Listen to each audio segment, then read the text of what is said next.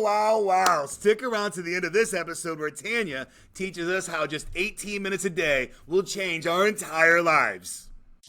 Welcome to Clicks and Bricks Podcast. We talk about the entrepreneur mindset. If you get one shot at this, what kind of shot are you going to take? If we forget who we are, they're going to forget who you are. You've got an adversity story that's out of this world. Everything from that Main Street brick and mortar to that billion-dollar manufacturer. Welcome back to season 4 of Clicks and Bricks Podcast. This is episode 1, and I could not be more thrilled to have Tanya the Herbalist with us. She runs the CEO of Your Life, and she is just an amazing human on our planet, helping other people navigate through all of the crazy stuff that we call life. Tanya, how are you doing today? I'm great. Thanks for having me. Thank you for joining us so much. I'm excited to hear your journey. So, Tanya the Herbalist, can you tell us a little bit more about what that is and how you got started? Yeah. So first things first, I didn't even know herbalism was a thing, to be honest with you. I found it because my mom was on her deathbed from too many pharmaceuticals. So she was on narcotics, like not light ones. And I get my drive and my ambition. I get that from her. So to see that person on their deathbed, I was grieving her while she was still alive. And ironically enough, I was at the peak of the corporate world where like we were traveling lavishly and life was good, but I was on the unhappiest point in my life because of it. And so I hit a rock bottom point. I took time off work. I was having panic attacks, anxiety, all of the stuff.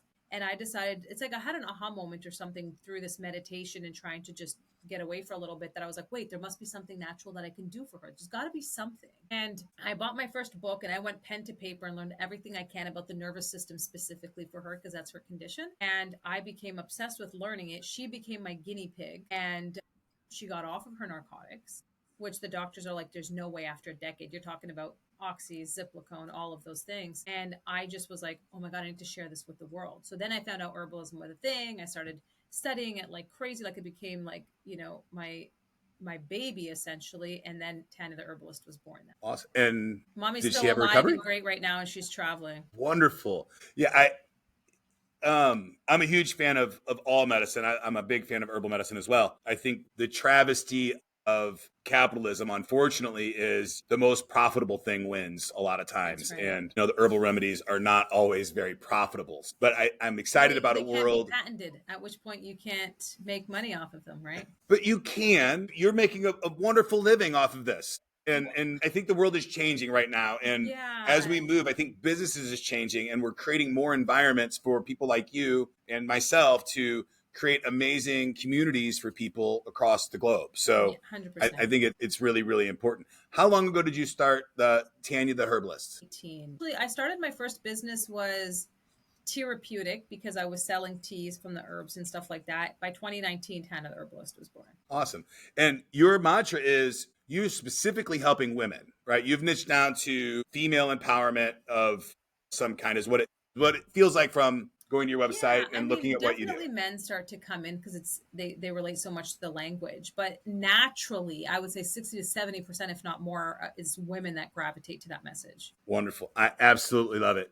So 2018, you went all the way through COVID. Can you tell us a little bit? This is Clicks and Bricks Podcast, so we're all about the brick and mortar, the humanism, and the online aspects. And you know, I try not to dive too deep into here because it's a really crazy world that we're living in 2025. But can you tell me a little bit about how technology is changing your business and how you're using some of these new tools that are coming out in the market today?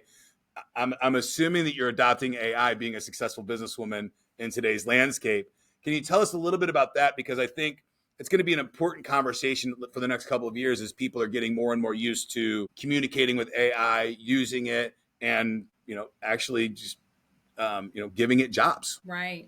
So I first started, exactly as I said, brick and mortar. Like I started originally being like, oh, it's a tea business because I was just learning so much about herbs. I'm like, people need to be drinking them and taking these herbs, right? And so I started by getting into like local, like a meditation studio, yoga places. I was selling my teas there. And then I created like a little e-commerce store, but it was not sustainable. It was not, unless you're creating like a big distribution company with your tea, it wasn't profitable. And I got to a point where I was like, how am I ever going to leave my corporate job doing this thing that I love? And so funny enough, I got to a point where I won Faces magazine. All was great. And I was successful on like paper, I guess in perception. But I remember getting a huge order, and I used to package my teas in my basement where the washer and dryer was, and I'd put the cardboard on top and I'd have all my herbs. And I remember hitting a point where I was like, I can't do this. I was cringing at the big orders at this point where I should be celebrating. And so I was like, okay, there's got to be something more that I can do. And that's when I was like, wait, I love teaching people about this, but why don't I teach it to them and they go and outsource it? Why do I have to give them the teas? Like they can find it. And so funny enough that you asked about the digital space, because that's where I first create my very first digital product. I was like, I'm going to create like an ebook. I'm going to regurgitate everything that I'm learning and I'm going to sell it to people so that they can learn about it, what it does for the body, how it can help them, all of the stuff. But they just go and they find the herbs themselves. And so I did that, and I gave birth to the first digital offer. And then I learned about funneling and created courses. And that's actually what grew my business to hitting six figures that allowed me to leave my corporate job. It wasn't just actual teas, it was the digital space. So then I learned back then, I would say by 2019, 2020 is when I really was like, the digital space and the social media space is incredibly powerful. I'm tapping into it like now. Absolutely. So are you still selling the teas as well? No. Or are you coaching? No. Yeah, I Okay. know it turned into more like coaching, because then it was like, I mean, I'm not going to lie, people will still like reach out to me, and I was like, oh yeah, I can order you these by the pound from my supplier. Here you go, to like local people that I know, but no. Okay, fantastic. My current theory in life is that as we're building our personal brands, they should be partially digital assets coupled with some physical assets. And I think that's how we can really take personal brands and explode them in a way that really wasn't possible, or it was really challenging before. But today, with AI and all the tools that we have, it's creating your own merchandise lines and having your own product lines is something we can do, print on demand, create on demand. That's right. Kind of scenarios. And you don't have to carry inventory. Leave that for the big warehouses. Leave that for, all those other things. And we get to work on the things that we love, which is really connecting with other people. That's right. And telling our stories and learning from people and growing our own knowledge base, which I think is really a beautiful scenario. And I'm happy to be alive and in business in this specific set and time. Though, it's easier than ever now to actually build a business, I find. It's never been easier. Right. And our sponsor, Enlink, is here to help you do that if you would like to at any single step of the way, right? But so your program, when I was looking at it, I saw the phrase CEO of your life. And I loved that, because I am absolutely guilty of waking up and just letting life happen to me every day. Mm-hmm. And for a long time, I thought life was a punishment and of some kind, right? I was like, oh, I got to do this again, and just going through my days. And, through a lot of my transitions and in life, and I've learned that this is a gift that we have, and we get, one of my slogans is change of perception. And right. It's really beautiful that you're here to help anybody. I'm a huge fan of female empowerment. I think in our country, in our world, it's been a tragedy of what we've done to half of our population on our planet throughout history.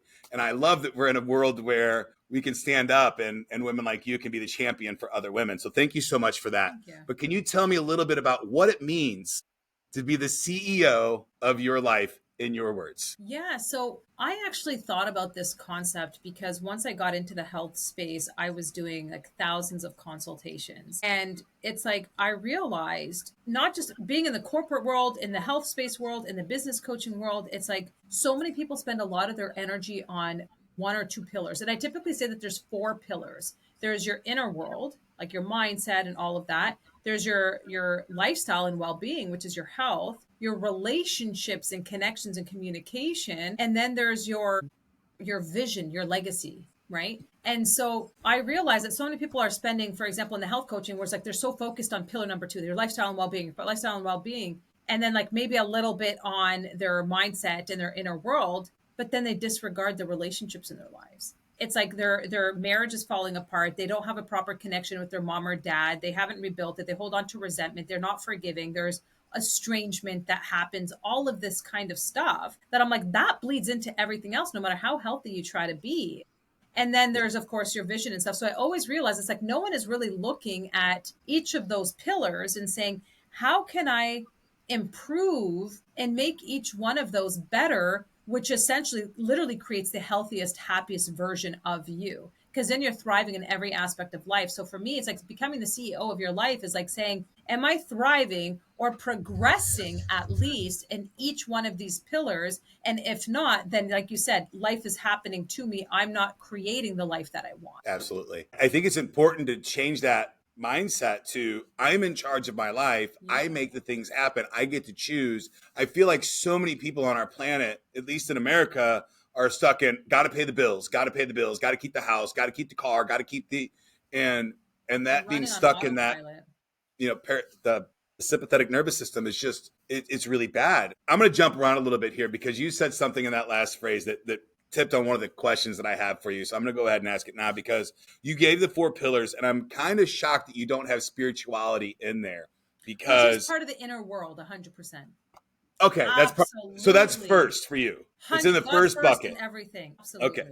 Because faith is the foundation. Your message often says God first. How does your faith shape your business decisions and your coaching approach, especially when guiding women through transformation? Yeah, so I love that you mentioned that. And that's probably, when I say inner world, the first pillar, 100% it's faith, because it's, if not, you're running out of fear and panic and all of those things, right? For me, I really strengthened my faith when I hit a rock bottom point where I was forced to surrender. And when you're forced to surrender, it's like, okay, nothing I'm doing is working. So God, show me your plan and I'm going to just trust it. And I think that's the biggest word, is to trust.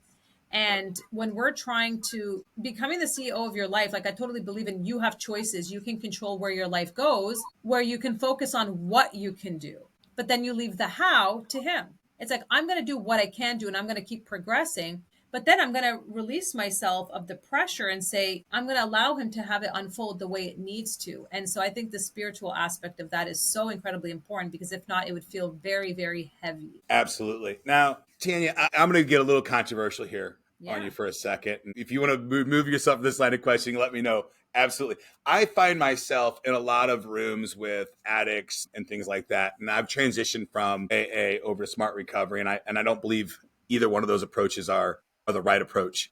I think my approach of reclaimed sobriety is the correct approach. But in those groups, especially in my Smart Recovery groups, I run into a lot of women that have gone through the historically traditional religious systems, and they have unfortunately developed a hatred towards what they're directing it towards God, but it's really towards the church or the men that abuse them through that journey. And I know that's a powerful line. That's a powerful question. And if God is the center, and I know how I've found my spirituality through that, but my question to you is, for a woman that's in that position, and this is wildly important, right? Because I believe that without some kind of spirituality, without some kind of faith, that you'll be lost forever. And that's really sad. What are some ways that you can overcome that? So the unfortunate thing is sometimes 2 things. One, when religion is forced on you, it comes from a place of fear, not faith. So even for myself, right? Like I grew up where it's like, don't do that, you're going to be punished. You're going to be punished. And for a long time, I did distance myself. It's not that I ever stopped believing. I was trying to get into Buddhism and all of these different things because I felt like, I love me Buddha. I think what's powerful is like, I don't believe that Buddha's a god, but it taught me that the power of love. And what's interesting is I was originally taught the fear of punishment. So you do right because you're scared of punishment. And then I went to the other spectrum, which taught me the power of love. That actually brought me back to God and said, wait, God is very loving. Why can't I do the right things and the things that I want to do and help myself and improve for the love of him and allow him to bless me with all of these things versus a place of punishment? Then when I started to see more and more of his blessings, I was like, okay, there's nothing to fear unless you're, of course, a bad person. So for me, it's like, it has a lot to do with, we grew up with this fear mindset of like, you have to be good because, there's a punishment for you. There's all of that.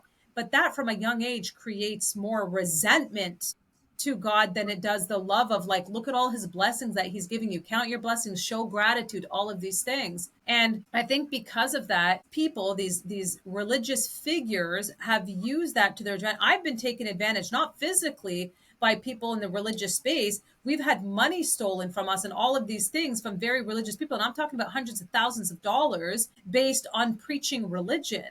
And the reality is this has nothing to do with God and everything to do with them. They're just using the name of God because you have a good heart and they know that they can take advantage of that. But it has nothing to do with him. I don't even think they know that they can take advantage of it. I think that they were taught that this is how it works. For sure. I don't think that they're Whatever the evil people. I think reasoning they were just taught that this is how it works. And I think they believe that. And if you sit in those pews and that's what you believe, then that's true for you. If it gives you salvation and it moves you forward in life, and that's a beautiful thing. But I think the reality is it just comes down to saying God gave us free will. It's for us to discern. And it's the lack of discernment that typically has someone get taken advantage of, right? Including myself. And so, it's not that God, for example, people will sometimes blame him, right? Like, why did he let that happen? This wouldn't have happened. It shouldn't have been this way. But it's our free will that's meant to be like, okay, what is the lesson in this? How am I going to overcome it? How can I become a better, stronger person? And now my duty, which I believe is part of your purpose, is how do I teach that to other people once I've overcome it? Absolutely. That's so beautiful. I absolutely love it. And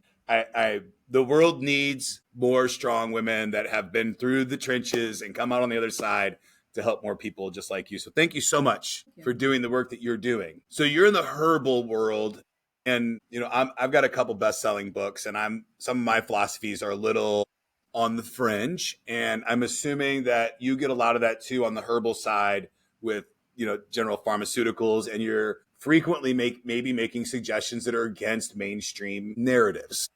Right.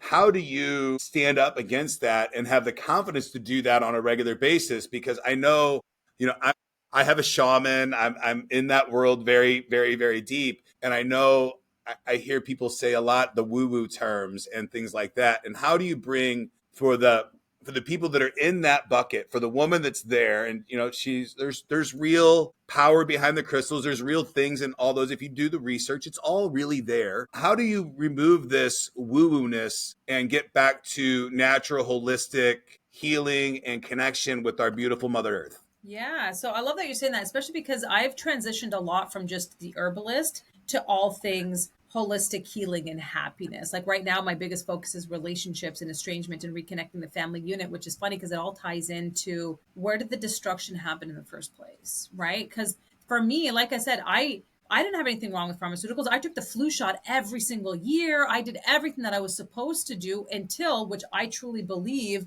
was God's whisper in me to be like, wait, there must be something else. Like, that's all it is. Even if you look at pharmaceuticals, most of them are plant derived. So part of me was like, okay, but if it's plant derived, why don't I just try the plant without the side effects? And so, yes, some people think about it woo-woo, but it's also a lot of the conditional and the programming that's been happening to make people believe that, because in the early 1900s, I think it was like 1903, when herbal medicine was kind of removed from schools and it kind of became allopathic medicine, they started to create this mindset of like, let's start almost villainizing the herbal medicine doctors and let's start removing homeopathic and all of that. And so for over 100 years now, we've been thinking that there's something wrong with that. But the reality is it's earth. It's growing from the earth. There's healing in that. Anyone who's a believer knows that God created a cure almost for every single thing. But I always say it, herbal medicine, you can't patent herbs. Yeah, you can make money off of it, but like, I ran a tea business. You don't make much money off of selling herbs. That's the thing. But you can go and make. I think Lipton would disagree with you. Well, but you can't unless you're running a distribution company and like you're selling it. Okay, yes, you make money, but what I mean is I can't patent it and inflate the amount. You can make money off of it because I'm going to charge the same person that this person is. Anywhere you go to get like a box of chamomile tea, you're not going to pay more than $10 no matter where you go. Meanwhile, a pharmaceutical that runs these pills can charge whatever they want. So now, like, look at insulin medications and all of these things, right? Like, this is how they can to increase it, and that's where the profitability is. But that is almost 100% curable. Most insulin is 100% curable with diet. 100%. I have seen reversed like diabetes so many times. It's incredible, but it has everything to do with diet and all these other things. Just a good fasting regimen can cure diabetes. From my experience, and I'm not a doctor, so don't say Ken told you to just fast and your diabetes will go away. But I've seen it. I've seen it a lot of times. I've seen faith heal people. I've seen faith change people's lives. Well, okay, so that actually ties into like when you're talking about the crystals and all of that. I think people, because we're so, which is also part of the education system, we have been led to believe that we only have our five senses. But it's beyond just the five senses. We're actual electromagnetic fields as human beings, which means the energy that comes from these rocks, these energy that comes from these plants, right? And people could be like, what energy from plants? Well, think about photosynthesis. How does that work? How do they breathe out oxygen and breathe in, carbon dioxide? Like, how does that work? Like, it's a perfect system. And so there's an energy exchange that happens from these things that's like so beyond our tangible world that it does become woo woo, because it's almost like, but I don't physically see it. It's not tangible. You're right, but it's not meant to, because there's so much more beyond us out of our five senses. And it's like, once I just accepted that, it's like anyone who believes in God, it's like, okay, but you can't see God, so you don't believe in him, right? I can't see my brain, but I believe it's in there. But that's what I mean. Like, but they're like, but it's physical, but someone could open your brain and actually see it. But the reality is, it's like, no, once you realize, oh my God, I'm energy in a world full of energy, and these rocks and these plants and everything around me has energy. Okay, I'm so much more powerful than I've been led to believe. Yes. Tanya, I'm going to go way off script here for a second, Okay. just because I like to have fun. And, I'm not neurotypical. I've got lots of diagnoses, and I'm very, very ingrained in the autistic community. I've got a nonverbal son, and in that world, you've got, a situation where you have extra synapses and extra sensory perception and things like that. Do you have any kind of thought process around, I mean, one, it's obvious that as we did this in 1903 or whatever, and we started that process, that at least in America, health has been on the decline at a pretty drastic rate. Since then, autism's on a huge rise, obesity's up, diabetes is up, heart disease is up across the board. Our diet is just absolutely horrible. Do you have any thought process around humans that have additional sensory inputs and some kind of correlation to what's going on with the world around us today? I mean, I don't know if I should or shouldn't talk about this, but my biggest correlation that I've made once I dove into this world is vaccines. And that's a controversial topic. And the reason why I say that is because our bodies are so incredibly powerful. And because we're so intelligent, what happens is when you see autism, I think it's like a blessing and a curse at the same time, because it's like they've tapped into this neurological aspect of themselves that's hard to articulate in the physical realm, while other aspects are more silenced, right? And so, but what's crazy is I've worked with so many kids and parents, and that's why I think I've become so spiritual too, is when I talk about vaccines, it's like people will start to shut down and be like, oh my God, there she goes. And it's like, no, man, I was all for it. And it's not like I'm going to sit here and be like, don't get any, do this. It's like, no. But when I started to go back to the research, which there's one book that blew my mind, and it's called Dissolving Illusions. And Dissolving Illusions was talking about how every single one, like what happened, for example, when they talk about polio, what actually happened with polio and the influx and all of those. And a lot of them were actually eradicated well before the vaccine came out. But when I know so many people who are Amish, and that's when I start to ask the questions. Because there's no autism in the Amish community. Amish community has like no autism. Yeah. And I was like, but how does that make sense? If they're saying it's the natural evolution and whatever, how does it make sense? What do they do differently? Okay, they're eating a little bit healthier. They grow their own food. Okay, but what about someone who's homesteading and doing all the stuff? And then it's like, oh, but we don't give any medications. Okay, but what else? Oh, we don't give any vaccinations. And I was like, how do you not give vaccinations? And I was that mom where I was like, you have to. The school, you have to do all of the stuff. And I think the seed was planted, and I was like, let me just research it a little bit more. And then I was like, oh, my goodness. Yeah. So I'm gonna help us out a little bit here and get us out of the vaccine conversation. And what I'm gonna say is my belief is that it's not necessarily vaccines, but it's repeated heavy metal and mercury but when I say into the bloodstream over generations, right? I don't believe that you get a booster shot and you're autistic tomorrow. I don't believe that at all. But I do believe that there's some science behind the consistent mercury increase inside the human body over years. And if you study the epithelial layer of DNA, you understand that, that changes throughout time, and those heavy metals change you. And parents that have heavy metal toxins having kids, it all translates. It's not great, but it's the one form that goes into the blood the fastest. That's why when you think about mercury, aluminums, like you mentioned, we get it in our air, we get it in our water, we get it in our food. But in the vaccines, it's at a high dose and it compounds right to the bloodstream. So it's not coming in through our natural airways or eating and stuff like that. And so And I believe the mercury and the heavy metals in our vaccines is in a reduction. I'm not an anti-vaxxer. And I'm not an anti-science person. I just think that the hubris of man and science is absurd, that we believe that we have a fraction of the amount of variables at play to make any kind of assumption of what's really going on. But I do believe that they have a place in our world. So moving on.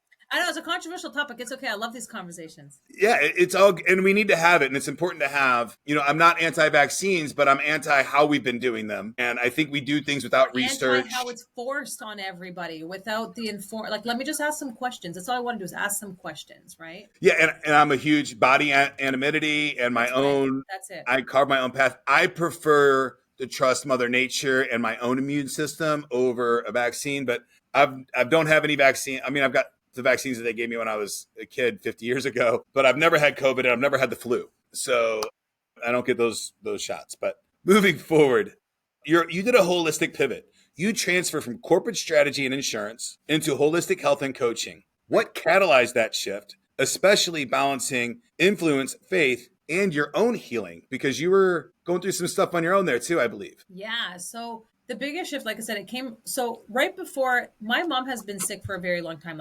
Since I was, I want to say 13, 14 years old, I always saw my mom struggle with her health. She was forced into early retirement. By the time she was 33, she had us really young. And so I kind of was born into that. Like, I guess she's just sick. And so we got used to it. And then I started to suffer with severe anxiety. It turned into chronic anxiety. And I mean, I was like puking every day for years. Like, it was just normal for me to have anxiety in the morning. I'd start puking. It turned into panic attacks, like hyperventilating, insomnia to the point that like I was up until like 10 years ago. It's like full blown insomnia where I'm like, oh, I guess I'm just that person that doesn't sleep well. I'm just that person that doesn't sleep well. And I got to a point where I got chronic hives, head to toe covered in hives for 6 months. 6 months. I'm talking about like full hives. I saw dermatologists, allergy specialists, every doctor you can think of to then learn that it was stress-induced hives. I had IBS, all kinds of digestive issues, endometriosis. Like, I can go down. So like I was living, and I was so unhealthy, skinny because of all of this stuff. And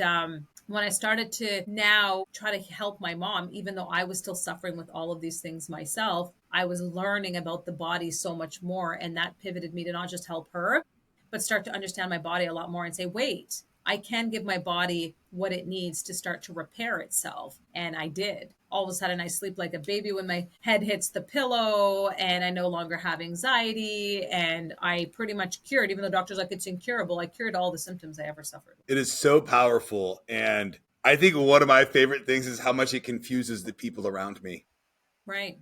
When I'm happy and I'm going through my life, and there's tragedy in my life every single day, just about, but I move forward and I have faith, and that moves me forward, that I make decisions based on how I think I'll feel about that decision on my deathbed. Right. And that's how I move on this planet. And it has given me the power to move in a way that is intoxicating and frightening at the same time. I think that's important. I think you pointed something really important. It's like, am I making this decision? How am I going to feel about it on my deathbed? If more people operated from that way, they would not make the same decisions that they make every day right now. That's the only decision worth thinking about, right, in my mind. Moving on. Healing, journey, and community. Recent Facebook posts deeply explore the mother-child dynamic and breaking cycles. How do the personal stories support and shape your community like She's Empowered? I think the biggest silent epidemic that's happening right now that's not getting enough attention is estrangement. Estrangement. It's the cutoff culture. I'm not sure I'm following. So it's over 30% of families in the U.S. have cut off their parents, or their parents have cut off the child. And it's a silent epidemic. And I realize that because in my She's Empowered community, it's like, oh, I'm not talking to my sister, or my son is not talking to me, or this one, or my marriage is falling apart. And I was like, wait. I talk about one of my biggest pillars being relationships and connections. But it's like, I don't think I realized how high of an epidemic it actually is. And I realized that same thing, you want to go down the rabbit hole, just like herbal medicine and all of that.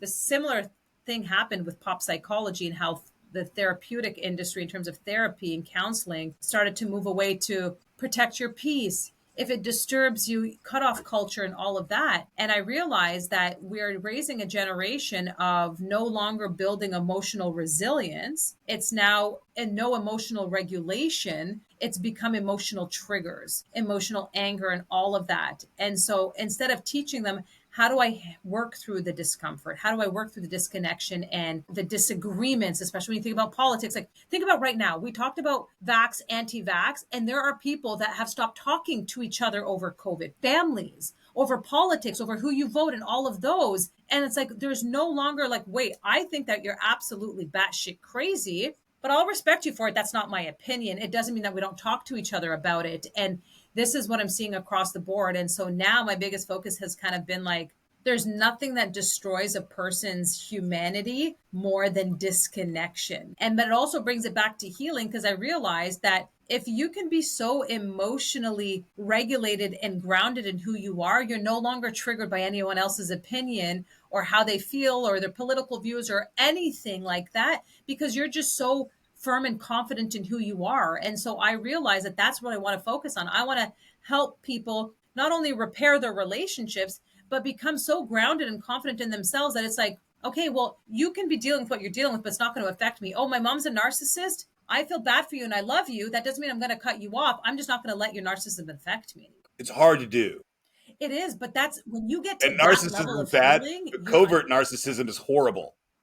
100%. It's never justifying it. I just mean when you get to that level of unfazed, it's like now you're really the CEO of your life. Like now I'm untouchable. Like you can go ahead and be toxic. Cool. I'll keep a safe distance. I'll still talk to you, do the things. I don't have to cut you off because you don't get to me anymore. That's you. You have to do more healing. It's powerful when you do that. Tania, I'm way off script again, just because it's fun.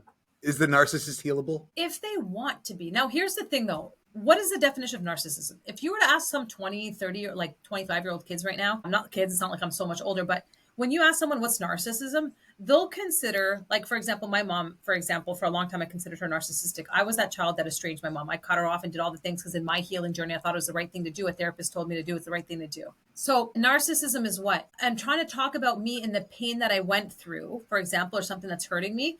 They make it about them. They justify it. They almost shut down my feelings and all of that. Yes, to an extent, that's a form of narcissism. However, it's like, okay, but is it narcissism? I'm the one that challenges it, but is that narcissism where it's like, she doesn't know anything else? When I look at my mom's story, she grew up with 16 siblings. Her dad died when she was 3. Her mom was in survival mode. I'm sure she was neglected, wasn't taught any of this stuff.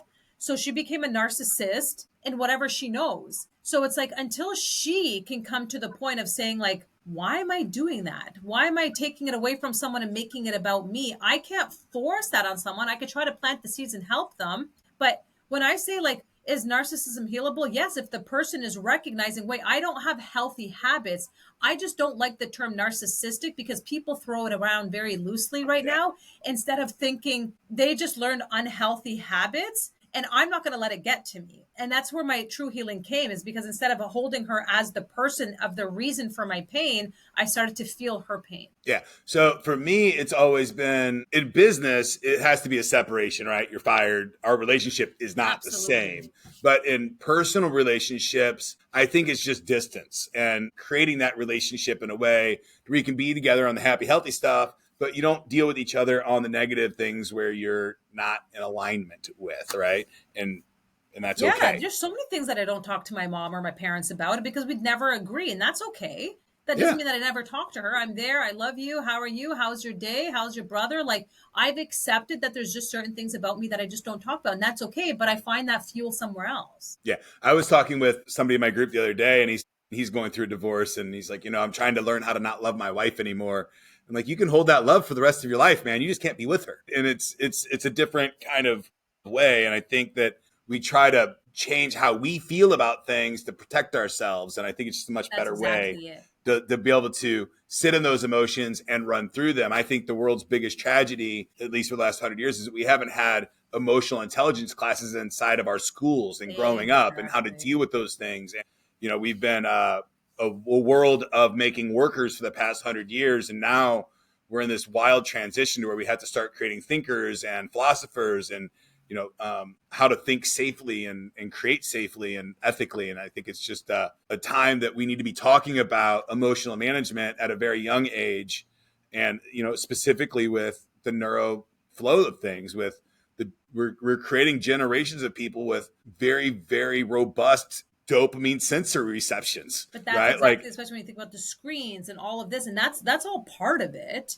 It's like now I'm especially with kids who like say cut off their parents. It's like now they belong in a screen or in their game or at school more than they do in the family unit. And you talked about it's been happening forever. When you think about the Industrial Revolution, that's where it all started. And it's like creating the working class and pull them out and go to schools. And now it's like slowly dismantling the family unit. But not only that, the emotional intelligence. There's no emotional resilience. It's no longer like, oh yeah, how do I work through the hardship? It's about avoiding the hardship. And that's what's making a weaker generation that's like thriving off of dopamine rushes and not knowing anything hard. Yeah, it's how do I sit at this assembly line for the next 8 to 12 hours, do my job, go home, forget about what I just did for the last 8 hours because I hate my life because I'm doing something to live in this box. That's and right. It's really, really wild, and it is what it is. So I very much appreciate all of your input and insight there. It's really, I think we're in for a really interesting next 10 to 20 years. I'm excited to see it, and I'm glad I'm here for it. Sustainability and success. You've built a 7-figure brand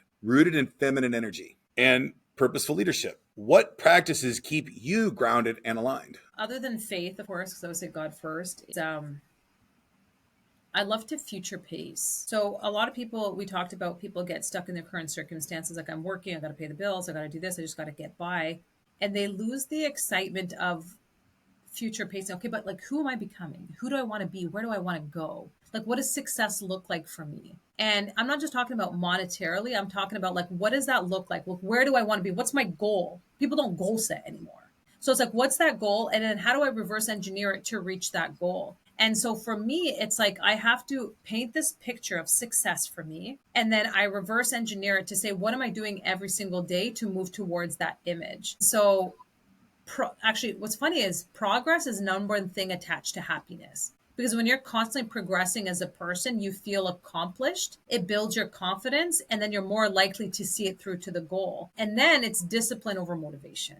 That is probably the biggest one. People tend to think I'm not motivated. And if like they don't find that motivation in them, then they're just like waiting for the perfect time or the perfect opportunity for it to come. But the reality is it doesn't. It's like, no, I'm disciplined. I'm going to show up every single day till I get to that point. And I actually teach in the community when it comes to time, because time scarcity is huge, right? Where it's like, I don't have enough time. When I have enough time. It's like they constantly use that language, but more time doesn't appear. You create more time. And like, if someone just spent 18 minutes a day, that's 100 hours a year. That's a lot of hours to build whatever the heck it is that you want, whether it's better health, whether it's a business, whether it's whatever it is, and then multiply that by 10 years. You have to just spend 1,000 hours in anything and you're an expert. It's like you can literally change your entire life in 10 years with 18 minutes a day. Yeah. And so for me, I get so caught up in that. And I was like, okay, what's this? What's the vision? What's the goal? Am I getting to that goal? Discipline over motivation. And that just always kept me going. Especially, I think it's because of where I grew up too, growing up in community housing. It's like I wanted to break free from that kind of stereotypical success in the corporate world and all of that. Awesome. I love it. Tanya, a couple of years ago, I would ask people, what would you tell somebody, a 20-year-old you doing this now, or if you could go back and tell yourself something? And we are currently living in unprecedented times. The humanity has never seen what's getting ready to hit it with AI, robotics, and everything that's happening. Yeah. What advice would you give a woman today that's just not happy and wants to start changing her life immediately? What is one thing that she can do on her own to start that journey? Aside from join my She's Empowered community, find your purpose. And when I say that, it's like a lot of people are like, well, what is my purpose? How do I find my purpose? I shouldn't even say find your purpose, discover your purpose, because it's not like external. It's within you. It's like, where is it? It's hidden somewhere. And I think I do a really good job of helping people discover that purpose. But I think that's the biggest thing, is because once you find, like for me, and your purpose shifts with you, right? So like I originally got into herbalism because of my mom, but then I shifted into more coaching, and then I shifted into women empowerment, and then I shifted into the family unit. Like, your purpose evolves as you evolve. But I think the very first thing is like thinking just the hard question of like, what am I here for? if I'm here, God put me here for a reason. What is it for? It's not just to live on autopilot every day. Like, what's my purpose? If time and money and all of that thing wasn't a constraint, what would I want to be doing? And then that gives you so much excitement to life. And then you just feel like you're unstoppable in so many ways. So I would say start with trying to discover your purpose. I love that you said that you change it to discover your purpose, because I find so much joy in the discovery process. And you talked about the evolution. And I know that I have this in my life because I evolve and I change and I try a lot of stuff and I fail. Like, the successful things that people see that I've done is like a very small fraction of the things that I've actually tried to execute on, like less than 1% probably. It's absurd. So the people closest to me sometimes think that I'm this start, stop kind of person, which is not true. It's I start and I fail a lot, or I find out that I don't like that thing. And I'm like, okay, I tried it. I don't like it.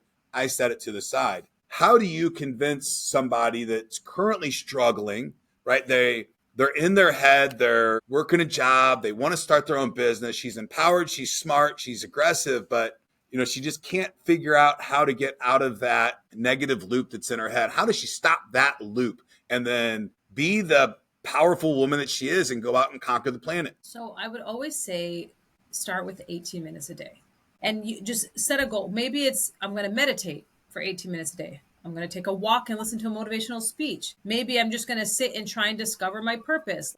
I would just start with 18 minutes a day, because what happens is a lot of the times, especially say the mom who's like busy at work, and then if she has kids and she comes home to the kids and then she feels guilty if God forbid she spends an extra 18 minutes on herself when she should be spending with the kids and doing this, and then she's exhausted and then she wants to go to bed and then she's repeating the same cycle. Instead of just saying, okay, before I even think about building a business and everything, because it's like she wants that life, but she doesn't know how to start it. It's like, start with 18 minutes a day. Don't even think about the business yet. Say, okay, how do I want to get started? How can I commit to 18 minutes a day?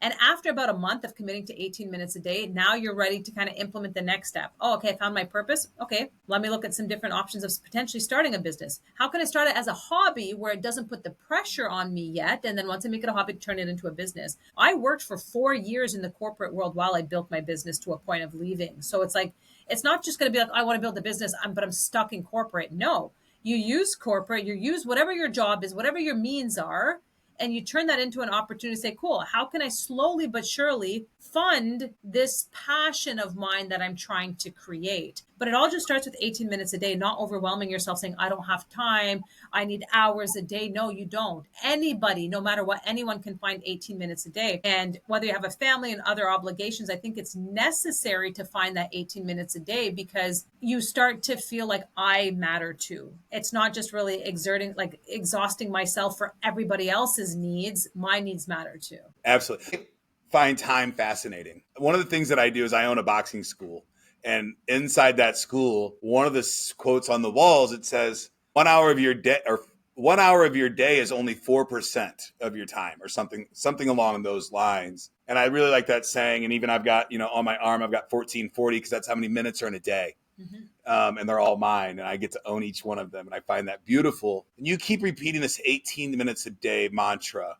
Can you tell me more about why the 18 minutes is important, how you landed there, and what's significance about this 18 minutes? Well, I originally started with 15 minutes a day, but then when I learned that 18 minutes a day is actually 100 hours a year, I was like, you know how much you can do in 100 hours? How much you can learn, how much you can improve, how much you can progress, how much you can build, how much you can make in 100 hours. And I tested this number. I've worked with so many people who were able to find 18 minutes a day. Doesn't matter where they were. Kids, no kids. Marriage, no marriage. Full-time job, no full-time job. Full-time business with a job, with kids. Anyone was able to find the 18 minutes a day. And what's so powerful is it might not feel grand right now, but it's at the 1 year mark that's completely transformational. Because when you look back and you're like, oh my goodness, I didn't even realize that I was doing all of this. Like, look at how much I actually ended up doing. And so that's where the micro time or micro steps turns into macro. And that becomes like, okay, never mind, I'm going to do this for another year and another. And that's kind of why I stuck to like 18 minutes is digestible. It doesn't feel overwhelming versus telling someone, just commit 100 hours a year. They're like, I don't freaking have 100 hours a year. Like, there's no way. But if you tell someone, okay, 18 minutes a day, That's it. You have 1,440 minutes in a day. Can you do 18 minutes to just yourself? Yeah, I could do that. Absolutely. So it's hard to say no to. That's it. It's hard to say I don't have. I have yet to hear someone be like, I don't have 18 minutes a day. I could pretty easily say I don't have an hour, right? Oh, I got traffic and I got to do, but 18 minutes, like I could talk myself into doing something for 18 minutes a day. Check your social media stats and how many time you're spending in a week, and tell me you don't have 18 minutes a day. You have to give up something to change your life, and if it's scrolling Facebook or TikTok, so be it. Tanya, thank you so much for your time today. I very much appreciate your energy and everything you're doing on our planet. It's remarkable and it's very much needed. Thank you very much for everything that you do. Of course. Thank you for having me. I appreciate it. If somebody wanted to work with you, and we'll throw it across the bottom multiple times throughout the show, but I want to give you the opportunity to just say if they want to work with you personally, if they want to know more about you personally, or if they want to work with you in business, how would somebody reach out to you and learn more about you and your programs? Yeah. So, across the board, I'm Tanya the Herbalist, Tanya with an I. My website, my social media handles, all of it, they're all there. And then you can also check out, like I said, my She's Empowered community, which is super expensive. It's less than $50, but so much of like leveling up there. We talk about spiritual, emotional, financial, all of this stuff, relational, right? I would say Tanya the Herbalist. You could probably type me in and I'll pop up. Wonderful. Before we go today, Tanya, is there anything you would like to leave the audience? Any words of wisdom? I would say just trust that you're here for something so much bigger than your current circumstances. Absolutely. I tell my students every single day, I tell them a lot of things, and I have 13 core values that we go over every day. But the last 2 of those are imagine where you want to be in life and believe that you can get there. 100%. And that is just such a powerful combination of tools that a person can have to move forward with. And again, thank you so much for your time today, Tanya. Of course. Wow. Stick around to the end of this episode where Tanya teaches us how just 18 minutes a day will change our entire lives. Wow. Stick around to the end of this episode where Tanya the Herbalist teaches us how just 18 minutes a day can change everything about our lives.